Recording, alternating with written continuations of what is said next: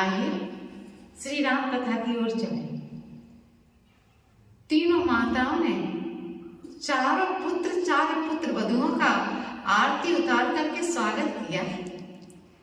तीनों माताएं आनंदित हो रही हैं, विचार कर रही मेरे घर में एक नहीं चार पुत्र वधु आई हैं।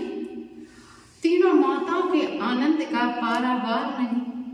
तीनों माताएं आनंदित हो रही हैं, हर्षित हो रही हैं। इधर देखिए, दशरथ महाराज ने कौशल्या महारानी को समझाया है कि देवी, हमारे यहाँ जनक महाराज की पुत्री और हमारी पुत्र वधु बनकर के आई है, बड़ी सुकुमार सुकोमल है। तो समझा रही है दशरथ महाराज कौशल्या महारानी को, वधु लड़किनी पर घर आई और राखो नैन पलक की नहीं। वधु लड़किनी पर घर आई और राखो नैन पलक की नहीं। कहा देवी, हमारी पुत्र वधु जनक महाराज की पुत्री हमारे घर में पुत्र वधु बन करके आई है, तो जिस प्रकार से पलक नेत्रों की रक्षा करते हैं, इसी प्रकार से हमारी पुत्र वधु की देख रेख करना, रक्षा करना। कौशल्या महारानी आनंदित हो रही है। इधर देखिए, कौशल्या महारानी ने अपने भवन में पुष्पों का पराग बिछवा दिया। आनंदित हो रही है, पुत्र वधु के स्वागत में पुष्पों का पराग बिछवाया अपने भवन में। और जैसे ही जानकी जी ने डोली के नीचे चरण रखा तो चौंक गई। कौशल्या महारानी ने दौड़ करके जानकी जी को संभाला और पूछा, दुलार करते हुए, प्यार करते हुए, कि बेटी क्या हुआ? जानकी जी सकुचा गई, सहम गई, कुछ कह न सकी संकोच के कारण। तो कौशल्या महारानी ने दुलार करते हुए कहा कि बेटी क्या हुआ? आज से मैं तेरी मां हूं, तेरा गांव तो आज से मेरे कंधे पर आ गया है, बताइए बेटी क्या हुआ? तो जानकी जी ने सकुचाते हुए कहा कि मां, ये पुष्पों का पराग हमारे चरणों में चुभ रहा है।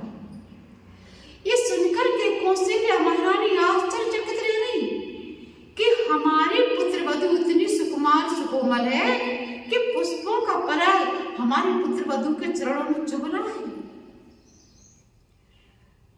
आश्चर्यचकित रह गई कौशल्या महारानी। इधर देखिए, विश्वामित्र जी ने दशरथ महाराज से अब वन में चलने की, जाने की आज्ञा मांगी। तो दशरथ महाराज ने कहा, मानस का दर्शन करा रहे हैं, नाथ सकल संपदा तुम्हारी और मैं सेवक समेत सुत नारी। कहा गुरुदेव, सब कुछ आपका ही है, आप आराम से महलों में रहिए, पूरे परिवार सहित में आपकी सेवा करूंगा। विश्वामित्र जी मुस्कुराने लगे।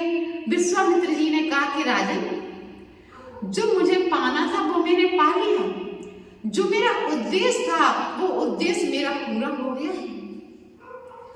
अब इनका भजन जाकर के मैं वन में करूंगा। दशरथ महाराज ने कहा, मानस का दर्शन करा रहे, करब सदा लरकन पर छो और दर्शन देते रहे मुनमो।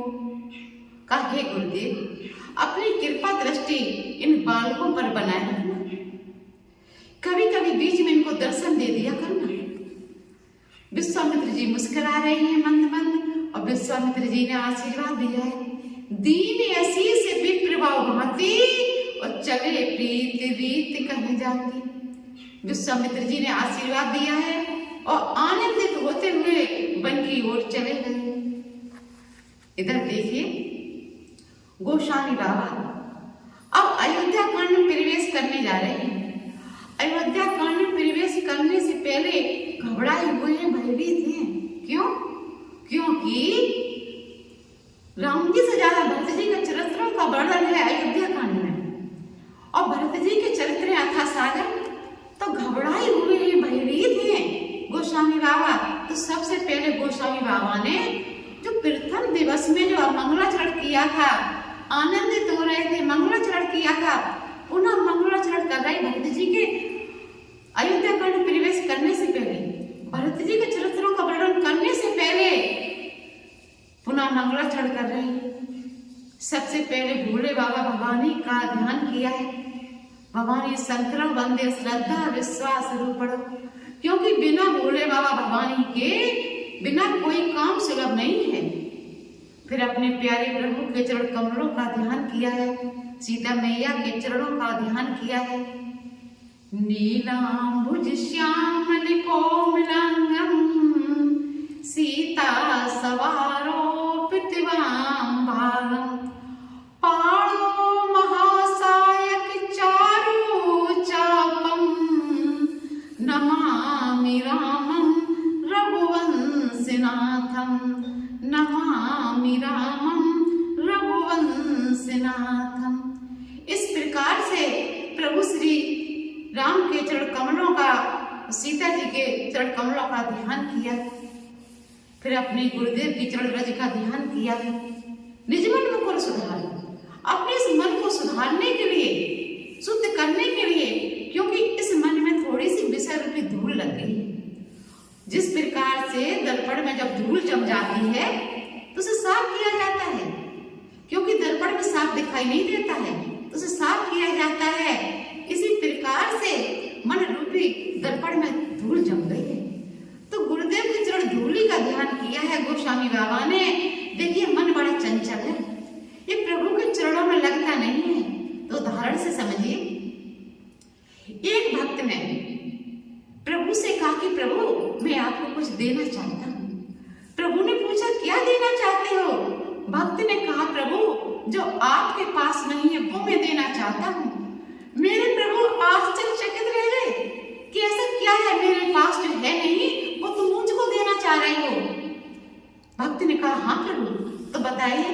भक्त ने कहा प्रभु आपको मैं रत्न दूं तो रत्नाकर आपका घर है, क्योंकि जितने भी रत्न निकले हैं सागर से निकले हैं और क्षीर सागर मेरे प्रभु सेन करते हैं शेष सैया पर। तो रत्नाकर समुद्र आपका घर है प्रभु, तो रत्न देना आपको शोभा नहीं देता। और प्रभु आपको धनकोष खजाना दूं तो लक्ष्मी जी आपकी बाम अंगिया है प्रभु, ये भी देना शोभा नहीं लगता कि लक्ष्मी जी आपकी बाम अंगिया है। तो प्रभु आपकी चीज आपको दूं ये शोभा नहीं लगता। तो प्रभु ने पूछा फिर क्या देना चाहते हो? ऐसी चीज कौन सी है जो हमारे पास है नहीं है? भक्त ने कहा प्रभु आप अमना हो। प्रभु ने कहा मैं अमना हूं, मेरे पास मन नहीं है? भक्त ने कहा हाँ प्रभु। तो प्रभु ने कहा कि फिर गुरुदेव ने ऐसा हमको मिथिलापुरी में आशीर्वाद क्यों दिया था कि होय मनोरथ सफल तुम्हारे और राम लखन मन भये सुखारे। भक्त ने कहा प्रभु आपके पास था मन लेकिन अब नहीं है। तो प्रभु ने पूछा अब क्यों नहीं है? भक्त ने कहा प्रभु याद करिए पुष्प वाटिका में, जब आप पुष्प वाटिका में बैठे थे तब आप अपने छोटे अनिल लक्ष्मण से वार्तालाप कर रहे थे और देख रहे थे किशोरी जी की ओर। और प्रभु आपने अपने मुख से ही कहा था, जब हनुमान जी लंका में जा रहे थे माँ का पता लगाने के लिए, तब आपने हनुमान जी से कहा था कि हनुमान जानकी जी से कहना कि जैसे वो मुझे प्रेम करती है ऐसे प्रेम मैं उनको करता हूँ, और कहना मेरा मन तो उन्हीं के पास है। तो प्रभु आपने अपने मुख से ही कहा था कि मेरा मन उन्हीं के पास है, जानकी मैया के पास है। तो प्रभु आपके पास मन नहीं है, आप अमना हो। तो प्रभु ये मन मैं आपको समर्पण करना चाहता हूँ, क्योंकि ये प्रभु के आपके ध्यान में लगता नहीं। जब आपको समर्पण कर दूंगा इस मन को तो खूब बैठ करके आपका भजन करूंगा, आपका ध्यान करूंगा। मेरे प्रभु भक्त की बात सुन करके आनंदित हो रहे हैं, आह्लादित हो रहे हैं। अब मैं वाणी को यहीं पर विराम देती हूँ। तब तक के लिए जय सिया राम, जय सिया राम।